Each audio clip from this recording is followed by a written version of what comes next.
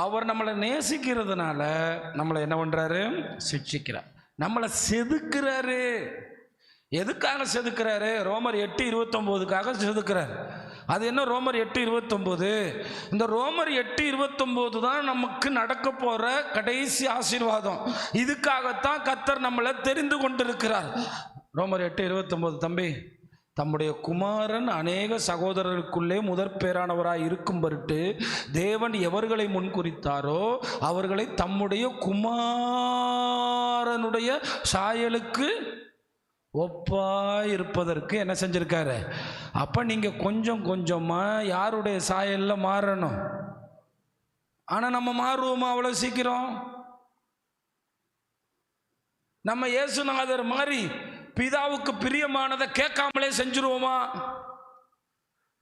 எந்த சிக்ஷையுமே வாங்காத ஒரே நபர் என்றால் யார் மட்டும்தான்? இயேசுநாதர் மட்டும்தான். ஏன் தெரியுமா? நான் சொல்கிற ஒரே ஒரு விஷயம் அடிக்கடி சொல்லியிருக்கேன் வாலிபர் கூட்டத்தில். இப்படி ஒரு போர்டு மீட்டிங் பரலோகத்தில் நடக்கும்போது, பிதாவின் வலது பாரிசத்தில் இயேசு இருக்கும்போது, மனிதர்களுக்காக இந்த பரலோகத்திலிருந்து ஒருவர் போய் மரிக்க வேண்டும் என்று பிதா தன்னுடைய அன்பை, மனிதர்கள் மேல் இருக்கிற அன்பை பரலோகத்தில் வெளிப்படுத்தின போது, நானே போகிறேன் என்று வந்தவர். இப்போ நீங்கள் யாராவது ஆண்டவருக்காக ஒரு 10 லட்ச ரூபா கொடுக்குறீங்களான்னு கேட்டால், யார் கீழே போடுறா? அது என்ன, நீங்கள் ஆண்டவருக்காக ஒரு ஆலயம் கட்டி கொடுக்குறீங்களா? அத்தாடி நம்ம எதுக்கு, நமக்கே 1000 வேலை இருக்கு. நீங்கள் ஆண்டவருக்காக காஷ்மீருக்கு மிஷனரியாக போகிறீங்களான்னு கேட்டால், அம்மாடி எதுக்கு, எங்களுக்கு எதுக்கு வம்பு, நாங்கள் எதுக்கு காஷ்மீருக்கு போகணும், எங்களுக்கு 1008 கமிட்மெண்ட் இருக்குல்ல. நீங்கள் ஆண்டவருக்காக இமாச்சலுக்கு போகிறீங்களா அப்படின்னு கேட்டால், நாங்கள் எதுக்கு இமாச்சலுக்கு போகணும், அம்மாடி நாங்கள் இப்போதான் ஜாலியாக இருந்துகிட்டு இருக்கோம், நீங்கள் என்ன இமாச்சலுக்கு போய் சொல்கிறீங்க? அப்போ இந்த மனிதர்கள் வாழ்கிற பூமிக்கு யார் போகிறான்னு கேட்கும்போது, ஆண்டவர் எந்திரிச்சு, நான் போகிறேன், நான் போகிறேன். பிதாவுக்கு ஒரே சந்தோஷம். நான் நினச்சேன், இவர் என்னடா வாலண்டியராக எந்திரிச்சு நான் போகிறேன். அவரை போய் சிட்சிக்கணுமா? சொல்லுங்க, அவரை சிட்சிக்க. இப்போ உங்களுக்கு புரியுதா தாவீதை ஏன் சிட்சிச்சாரு? ஆண்டவராகி இயேசு எப்படி பெஸ்ட் பெர்ஃபார்ம் பண்ணுறாரு, எப்படி பெஸ்ட் பெர்ஃபார்ம் பண்ணுறாரு? என்ன, பிசாசு வந்திருக்கான், பிசாசு பரலோகத்தில் இருந்தவன், லூசிபர் வந்திருக்கான், ஆண்டவர் இப்போ மனிதனாக இருக்கார். சொல்லப்போனால் பிசாசை விட ஆண்டவர் அந்த நேரத்தில் வல்லமை குன்றியவராக இருக்கிறார். ஏன்? ஆண்டவர் மனுஷனாக இருக்கார். பிசாசு ஆவியில் இருக்கிறான், வல்லமையோடு இருக்கான், அவனுக்கு ஒரு பலன் இருக்கு, அவனுக்கு எல்லாம் இருக்கு. ஆனால் அந்த நேரத்தில் ஆண்டவர் வார்த்தையை கொண்டு அவனை தாறுமாறாக தாக்குகிறார். அவர் அப்படி செய்ததற்கு காரணம், அவரிடத்துல 0.1% கூட மாம்சம் இல்லை. பசி எதையுமே அவருக்கு மேலே வரல, எந்த காரியமும் அவருக்குள்ள மேலே வரல, எந்த ஃபீலிங்கும் அவருக்குள்ள மேலே வரல. மாறா பிதாவின் பிரியம் மட்டும் தான் மேலே வந்துச்சு. எது மட்டும்தான் மேலே நிற்குது? பிதாவின் பிரியம் மட்டும்தான். வேற பசி நிற்கிதா, டயர்ட் நிற்கிதா, 40 நாள் சாப்பிடாத நிற்கிதா, 40 நாள் தண்ணி குடிக்காத நிற்கிதா, எதுவுமே நிற்கலை. அப்போ நீங்கள் நல்ல கவனிங்க, ஆண்டவருக்கு பிரியமானதை நீங்கள் செய்யாத போது உங்களை சிட்சிக்கிறத தவிர அவருக்கு வேற வழி இல்லை. ஏனென்றால் நீங்கள் அவரை நேசிக்கிறீர்கள், அவர் உங்களை நேசிக்கிறார். அவ்வளோதான். ரோட்டில் போகிறவனை கூப்பிட்டு அடிக்க மாட்டார். பெட்டியை தூக்குறவனும் பைபிளை தூக்குறவனும் ஒன்று. அவன் மேலே அவர் அடையாளமாக இருக்கார், அதனால அவன் மேலே அவர் அன்பாக இருக்கார், அதனால அவனை சிட்சித்து தான் திருத்துவார். இதை நீங்கள் நல்லா புரிஞ்சுக்கிறணும். ஆனால் சிட்சிக்கும்போது நீங்கள் கற்றுக்கொண்டீங்கன்னா அது உங்களுக்கு சமாதான பலனை தரும்.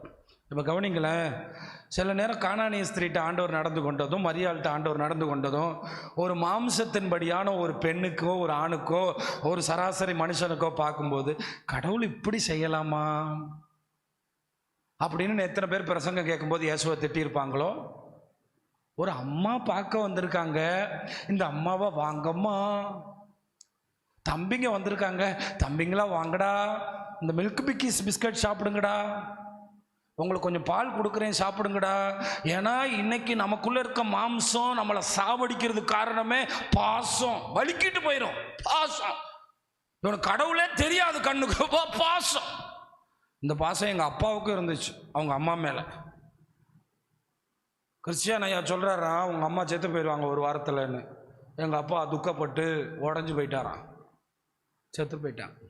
அப்புறமும் உடஞ்சி போயிட்டாரான். ஆண்டவர் எங்கள் அம்மாவை எடுத்துக்கிட்டாருன்னு. பெரிய ஆட்களே சறுக்குவாங்க. எங்கள் அம்மா வச்சுருந்தா தானே நான் சொல்லி ஏபிசிடிலாம் சொல்லி கொடுப்பேன்.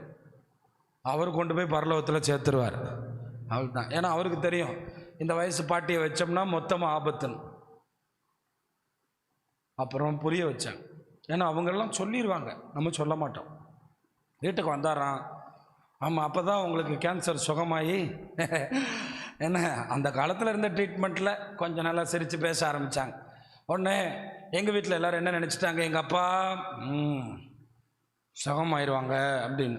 ஆனால் சுகமாகி இருக்கிற நேரம் பாஸ்டர் வந்து சொல்கிறாரு, முடிஞ்சிச்சு, ஆண்டவர் எனக்கு வெளிப்படுத்திட்டாரு. அப்போ இந்த மாம்சத்தில் நம்ம ரொம்ப கவனமாக கையாளணும்.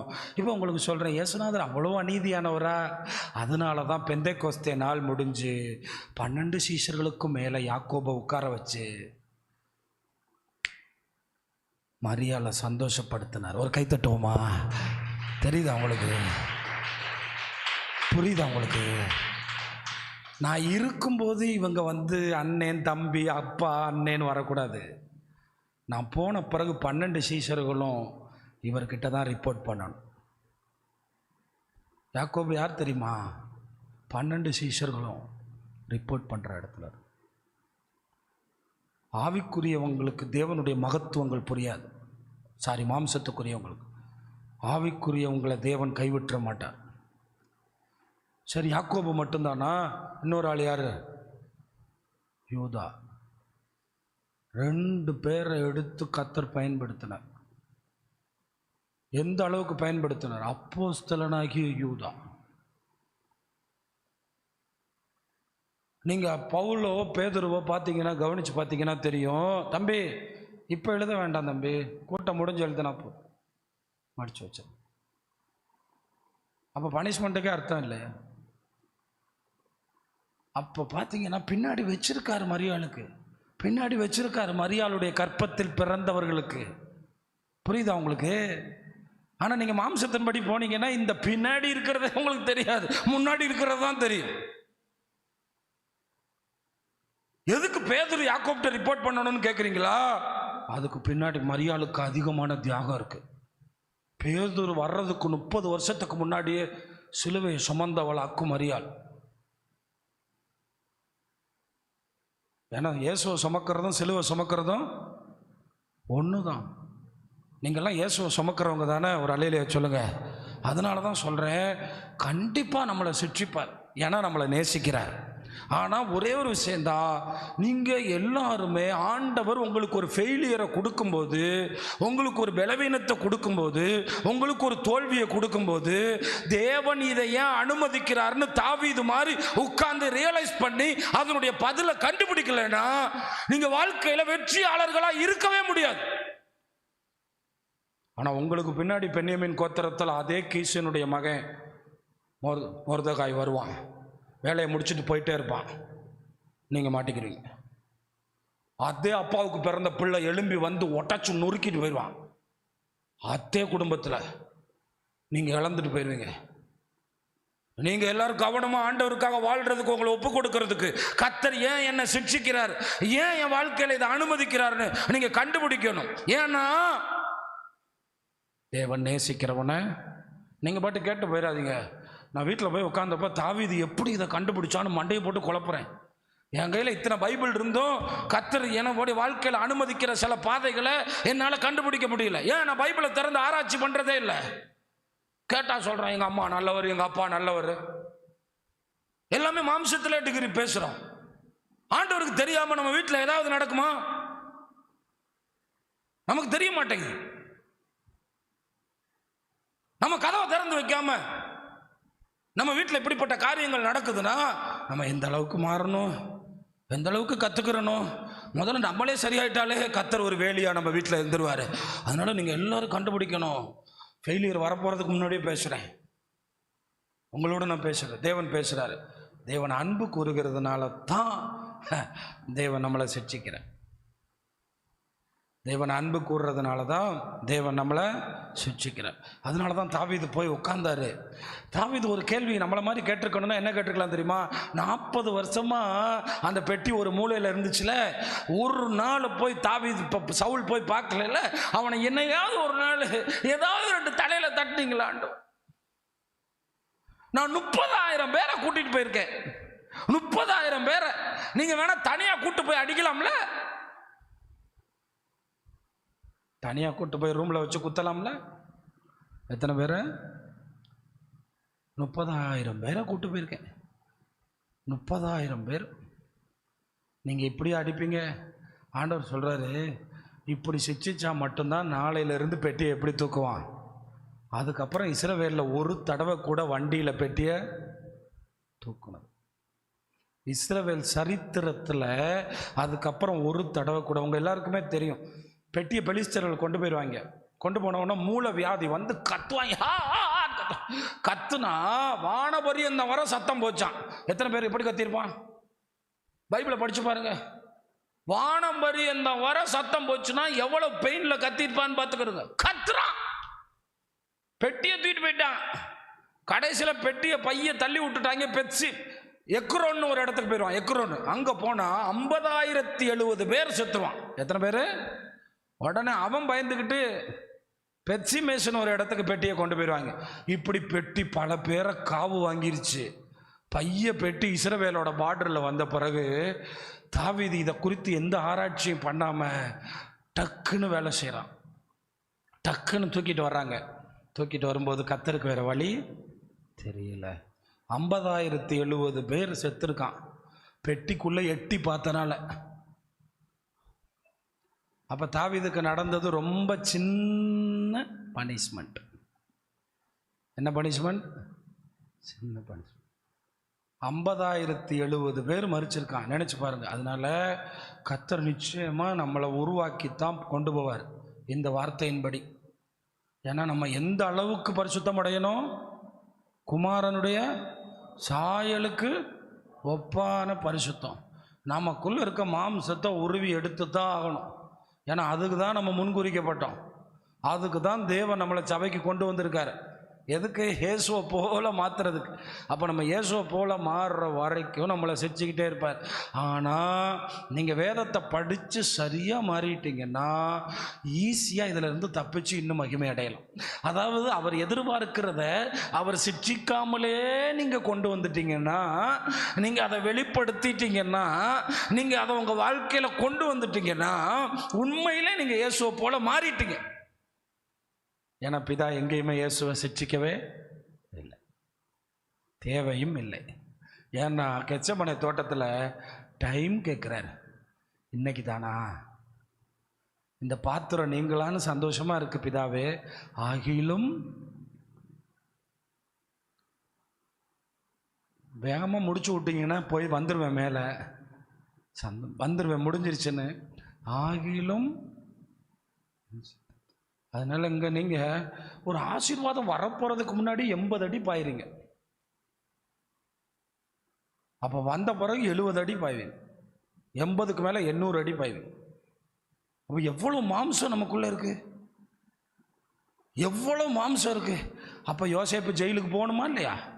யோசேப்பு குழியில் போடப்பட்டுமா இல்லையா? யோசேப்பு போத்திபார் வீட்டுக்கு போகணுமா இல்லையா? இதெல்லாம் போகாமல் நேராக அரண்மனைக்கு போயிருந்தான்னு வச்சுங்களேன், வந்த உடனே 10 கொலை விழுந்திருக்கும். எத்தனை கொலை? அப்போ ஒவ்வொரு இடமா குமாரனுடைய சாயலுக்கு ஒப்பா மாத்திர. இப்போ ஓடி வந்தா ரூபனா, சிமியோனா, லேவியா, யூதாவா பாத்ரூமை பூட்டிட்டு அழுக. எங்கள் அண்ணன் வந்திருக்கான், எங்கள் அண்ணன் அழுகிறான், பாத்ரூமை பூட்டிட்டு அழுகிறான். இப்போ அவன்கிட்ட மாம்சமே என்ன சொல்கிறான் தெரியுமா? நீங்கள் எனக்கு தீங்கு செய்ய நினச்சிங்க, தேவனோ அதை அடி எவ்வளவு உதவி இருக்கு பாருங்க. நான் தான் சொல்லுவேன், ஜெயிலில் எல்லாருக்கும் சாப்பாடு வரும், அண்ணன் வருவான், தம்பி வருவான், கொலை பண்ணினவனுடைய மனைவி சாப்பாடு கொண்டு வருவா. ஆனால் ஒரு நல்லவன் ஜெயிலில் இருக்கான், அவனுக்கு யாருமே சாப்பாடு கொண்டு வரும். அன்னைக்கு தான் வாழ்க்கையில் கற்றுக்கிட்டான், நமக்கு எல்லாத்துலேயும் என்னென்ன செய்யணுங்கிறத புரிஞ்சுக்கிட்டான். என்னை கேட்குற தேவனுடைய பிள்ளைகளே, இங்கே இருக்கிற எல்லாருக்குமே சொல்கிறேன், கடவுள் யாருன்னு கற்றுக்கிறத வர சிக்ஷை இருக்கும். தேவன் எவ்வளோ பெரியவர்னு கற்றுக்கிறாத வர 1000 மீகால்கள் உலகத்தில் இருக்கலாம், ஒரு தாவீது தான் இருக்க முடியும். 1000 ஆராதனை அவமதிக்கிற மீகால்கள் இருக்கலாம், ஆனால் ஒரு தாவீது தான் இருக்க முடியும். இதை மட்டும் நல்லா புரிஞ்சுக்கிறீங்க. அந்த ஒரு தாவீதா நீங்கள் மாறணும். தேவனுடைய பிரசன்னத்தை அவமதிக்கிற 1000 மீகால்கள் இருக்கலாம், ஆண்டவருடைய ஆராதனை அவமதிக்கிற 1000 மீகால்கள் இருக்கலாம். இங்கே லவ் பண்ணிட்டு போகலாம், இங்கே எல்லாமே நடத்தலாம், இங்கே அவமதிச்சு என்ன வேணாலும் செய்யலாம், இங்கே தேவனை கீழே மிதிக்கலாம். ஒரே ஒரு தாவீது தான், ஒரே ஒரு தாவீது தான். இதை நீங்கள் நல்லா புரிஞ்சுக்கிறணும். இது தேவனுக்கான இடம், இது தேவன் வாசம் பண்ணுற இடம், நீங்களும் தேவன் வாசம் பண்ணுற ஸ்தலம். அதனால் ஒரு விஷயத்தை பிள்ளைங்க எல்லோரும் புரிஞ்சுக்கிறங்க. ஒரு நாளாவது ஒரு சிஸ்டர் நான் வந்து கிதியோனில் போகும்போது சொன்னாங்க, எங்கள் வீட்டில் எங்கள் அப்பா ரட்சிக்கப்படலை, எங்கள் அம்மா ரட்சிக்கப்படலை, நாங்கள் 7 பேர் சாக கிடந்தோம். அவங்க சாட்சியை நான் சொல்லவே முடியாது. ஒரு நாள் அவங்கள கூப்பிட்டு வர்றேன், அவங்க சொல்லுவாங்க, நான் ரொம்ப ஆண்டவரை ஏற்றுக்கொண்ட உடனே ஆண்டவருக்காக ஏதாவது செய்யணும்னு வட இந்தியாவில் ஊழியத்துக்கு போயிட்டேன். திடீர்னு அங்கே தமிழ்நாடு பேப்பரை காமிச்சாங்க, டிஇடி எக்ஸாம் போட்டிருக்காங்க, டிஆர்பிஏ. நான் சும்மா அங்கேருந்து இன்டர்நெட்டில் அப்ளை பண்ணிவிட்டு வேறு வழியே இல்லாமல் ட்ரெயினில் ஏறி எழுதினேன். வீட்டுக்கு லெட்ரு வந்துச்சு, நீங்கள் அரசாங்க வேலைக்கு தகுதியாக இருக்கிறீங்க, உடனே வேலையில் ஜாயின் பண்ணுங்க. எனக்கு ஒரு கேள்வி வந்துச்சு, 1000 எக்ஸாம் எழுதுகிறோம், ஒரு தடவை ஆக்சிடெண்ட்டாக எழுதுனாங்க. எத்தனையோ லட்சம் பேர் உட்காந்து இன்ஸ்டியூட்டில் படிக்கிறான், ஒரு நாள் கூட படிக்கலை. அப்போ எப்படி பாஸ் ஆனாங்கன்னு கேட்குறீங்களா? ஆண்டவருடைய அனுக்கிரகம். எல்லாரும் சொல்லுங்கள், ஆண்டவருடைய அனுக்கிரகம். எல்லாரும் சொல்லுங்கள், இந்த அனுக்கிரகம் நல்லா இருக்குல்ல, ஆண்டவருடைய. அப்போ உங்களுக்கு இல்லை, ஏன் இல்லை தெரியுமா? தட்டி விடுற பார்த்துக்கிறோம். 26 தானே, 46 பார்ப்போம். தட்டி விடுற, தட்டி விடு. எப்போ புரியும்? பிள்ளைக்கு இன்ஜினியரிங் காலேஜில் ஃபீஸ் கட்ட போகும்போது, 1 கோடி ரூபா கட்ட போகும்போதா? எப்போ புரியும்? சிற்றையை அற்பமாக என்னென்னா ஆண்டவருக்கு பிடிக்கவே பிடிக்காது. சிற்றை அற்பமாக என்னென்னா ஆண்டவருக்கு பிடிக்கவே பிடிக்காது. சிற்றை அற்பமாக என்னென்னா ஆண்டவருக்கு பிடிக்கவே பிடிக்காது. ஆனால் சிற்றையை சகிக்கிறவனாக இருந்தால் கூப்பிட்டு கட்டிப்பிடிச்சு மகனேன்னு கூப்பிடுவார். எப்படி கூப்பிடுவார்? மகனே. அதான வசனம் எபிரேயர் 12. சிற்றையை சகிச்சிங்கன்னா எப்படி கூப்பிடுவார்? ஆமாம், எப்படி கூப்பிடுவார்? ஆமாம், சிற்றையை சகிச்சிங்கன்னா எப்படி நடத்துவாராம்? ஆமாம், 7ஆம் வசனம், நீங்கள் சிற்றையை சகிக்கிறவர்களாக இருந்தால் கர்த்தர் உங்களை புத்திரராக எண்ணி நடத்துகிறார். எப்படி நடத்துவாரா? நான் ஒரு ஆளை கண்டிக்கும் போது அவருடைய முகத்தை நல்லா பார்ப்பேன். அவர் முகம் ஒரு மாதிரி விசனப்படுதுன்னா இது நல்லா அல்லது இது நமக்கு தேவையில்லாத வேலை. அவங்க நம்ம சொல்கிறத ஏற்றுக்கிட்டு சிரிச்சுக்கிட்டே அதை கேட்டு மாற்றிக்கிட்டாங்கன்னா அவங்களோட நம்ம பேசலாம். இல்லைன்னா அவங்களோட நம்ம இதே பாலிசியை தான் கடவுளும் பயன்படுத்துகிறார். புரியுதா உங்களுக்கு? சிலர் முறைப்பான், அவன் அப்போ தான் ரத்தம் கொதித்து மாம்சம் மேலே ஏறி நிற்கும். அவனுக்கு கோபத்தில் நம்மளே பார்த்து முறைப்பான். சில பேர் நம்மளை அடிச்சு முறுவான். அவனுக்கு இருக்கிற அந்த மாம்சத்தினுடைய வெறியில் யாருன்னே கண்ணுக்கு தெரியாது. சில பேர் திட்டி போடுவான். ஆனால் சிலர் மட்டும்தான் சகிப்பான். அவன் தான் தாவீது. அவன் தான் யார் சொல்லுங்கள்? அவன் தான் யார்? தாவீது.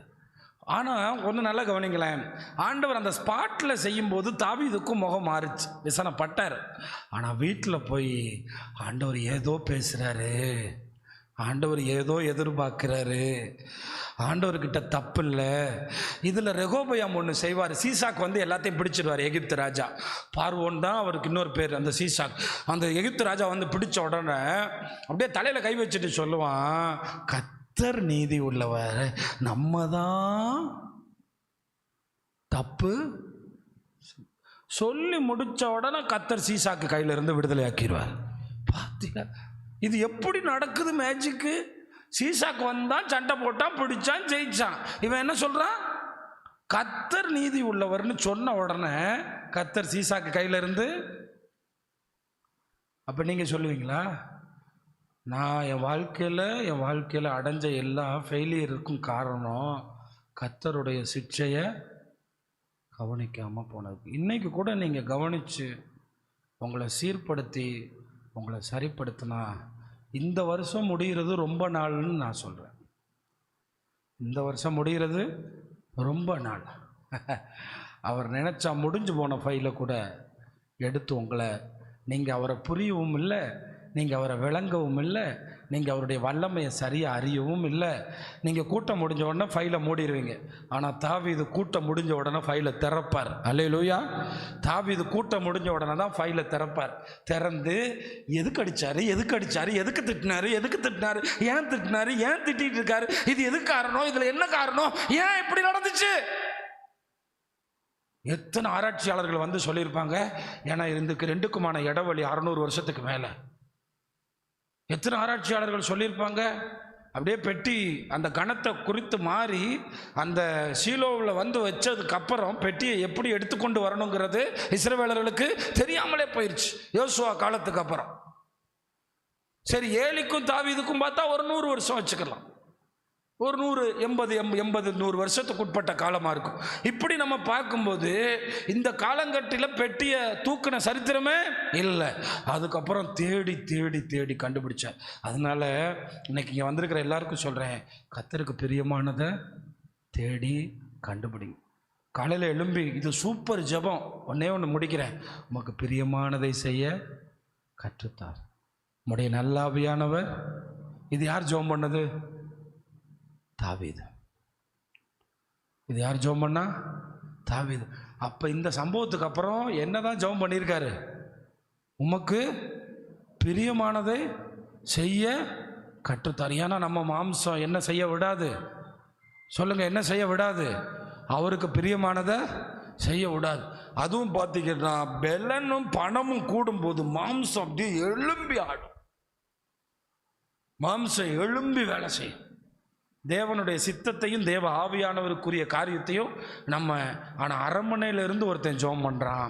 நம்ம எல்லாரும் கை உயர்த்தி சொல்லுவோமா, ஆண்டவரே உமக்கு பிரியமானதை செய்ய கற்றுத்தாரோ, உம்முடைய நல்ல ஆவியானவர் செம்மையான வழியிலே எங்களை நடத்துவீராக. அதனால தான் பிள்ளைங்க எல்லாருக்கும் சொல்கிறேன், கரெக்டாக டீனேஜ் வந்த உடனே ஆமாம் ஒரு உலகத்துக்குள்ளே போயிடுறீங்க. ஆனால் அதுதான் உன்னோட 10th, அதுதான் உன்னோட 12th, அதுதான் உன்னோட காலேஜ், அதுதான் உன்னோட லைஃப், அதுதான் உன்னோட ஃபவுண்டேஷன், அதுதான் உன்னோட அஸ்திபாரம், அதுதான் உன்னோட சுதந்திரம், அதுதான் உன்னோட ஆசீர்வாதம், அதுதான் உன்னோட எல்லாம். அந்த நேரத்தில் கடவுளுக்கு பிரியத்தை யோசிக்கவே மாட்டோம். அங்கே தான் நம்மளை மாம்சத்தை கொண்டு பிசாசு வீழ்த்துறான். அதுவரை கூட கொஞ்சம் கீழ்ப்படிஞ்சு வைப்போம், பைபிள் படிப்போம், கொஞ்சம் இயேசுவேன்னு சொல்லுவோம். ஆனால் அந்த வாலிபம் வந்த உடனே என் விருப்பத்தை நான் செய்யக்கூடாதா? அதே மாதிரி ஆண்டவர் கேட்பாரு, என் இஷ்டத்துக்கு நான் போகக்கூடாதா? ஏன்னா இங்கே எது ரொம்ப வேலை செய்யுது, எனக்கு ஒரு விருப்பம் இல்லையா அப்படின்னு சொல்ல. அப்படியே சாகிறதுக்கு முன்னாடி போனீங்கன்னா ஏசுநாதா ஏசுநாதா ஏசுநாதா. ஏன்னா இது பீக்கு, அது டவுனு. அது மாம்சத்தோட டவுன் என்ட்ரி, இது மாம்சத்தோட பீக்கு. 13, 14, 15, 16, 17. அதனால தான் ரொம்ப கவனிக்கணும். ஒவ்வொரு அசைவுலையும் உங்களுடைய பிரியத்தை பார்க்கணும். ஒவ்வொரு அசைவும், ஒவ்வொரு நாள்லையும் பார்க்கணும், ஒவ்வொரு செயல்லையும் பார்க்கணும், ஒவ்வொரு நொடியிலையும் பார்க்கணும். உங்களுக்கு யார் ரோல் மாடல்? ஆண்டவராகிய இயேசு. யார் ரோல் மாடல்? ஆண்டவராகிய இயேசு. 30 வருஷம் ஊழியமே செய்யலை, 30 வருஷம் யாருக்குமே தெரியாது இவர் கடவுளுடைய மகன். ஆனால் நேர ஞானஸ்தானம் எடுத்தோடனே மேலேருந்து தகவல் கொடுக்குறாரு. அப்படி வருது, இவர் என்னுடைய, அது இப்போ 30 வருஷத்துக்கு ஒரு கான்டாக்ட் சர்டிஃபிகேட் பிதா எழுதுறாரு. 30 வருஷம் என் மயன் நேசகுமாரனாக இருந்தான். 30 வருஷம் லைஃப் ஹிஸ்ட்ரியை பைபிள் இல்லைன்னு கேட்குறீங்களா? அதுக்கு தான் பிதா சொல்லிட்டார், இவர் என்னுடைய நேசகுமார். 30 வருஷம் பிரியத்தை மட்டுமே செஞ்சார். மேலேருந்து பார்த்துட்டு சொல்லியிருப்பாரு, என் மயன் மனுஷங்க 2 பேருக்கு வேலை செஞ்சுக்கிட்டு இருக்கார். தன் தாய்க்கும் தகப்பனுக்கும் கீழ்ப்படிந்திருந்தார். என் பிள்ளைய பாருங்க, தச்சனாகி அவங்க அப்பாவுக்கு வேலை செய்து கொடுத்துக்கிட்டு இருந்தார், மூத்த மகனாக. நீங்கள் எல்லோரும் ஆண்டவருடைய சிக்ஷையை மட்டும் தூக்கி போட்டிங்கன்னா நீங்கள் மாட்டிக்கிடுவீங்க. ஆண்டவருடைய சிக்ஷையை கவனமாக எடுத்தீங்கன்னா சமாதான பலன். என்ன பலன்? என்ன பலன் கிடைக்கும்? ஆனால் நீங்கள் வேலை செஞ்சு உழைச்சிங்கன்னா பலன். சிக்ஷையில் வர்றதுக்கு பேர், சத்தமாக சொல்லுங்கள், நீங்களா ஒருத்தனை பிடிச்சிங்கன்னா பலனாக இருக்கலாம். சில நேரம் மிதிப்பான், வாங்கிக்கிறணும். சில நேரம் அடிப்பான், வாங்கிக்கிறணும். சில நேரம் குத்துவான், சில நேரம் கும்பாங்குத்தும் குத்துவான். ஆனால் தேவன் தந்தா என்ன பலன்? என்ன பலன்? புரியுதா? சிக்ஷையில் வர்ற ஆசீர்வாதம் என்னது? சொல்லுங்க சத்தமா. ஏன்னா என்கிட்ட நீங்கள் கேட்பீங்க, ஏன் எல்லோரும் நல்லா இல்லையான்னு. நீங்கள் சொல்கிற நல்லா இல்லாத எங்களுக்கு தெரியும், நீங்கள் சொல்கிற நல்லா இருக்கிறது. ஆனால் நான் சொல்கிறேன் நல்லா இருக்கிறது சமாதான பலன். என்ன பலன்? தாவீது ரொம்ப சீக்கிரத்தில் கற்றுக்கிட்டாரு. நான் என்னோட 30வது வயசில் தான் நான் அவருடைய சிக்ஷையை புரிஞ்சுக்கிட்டேன்.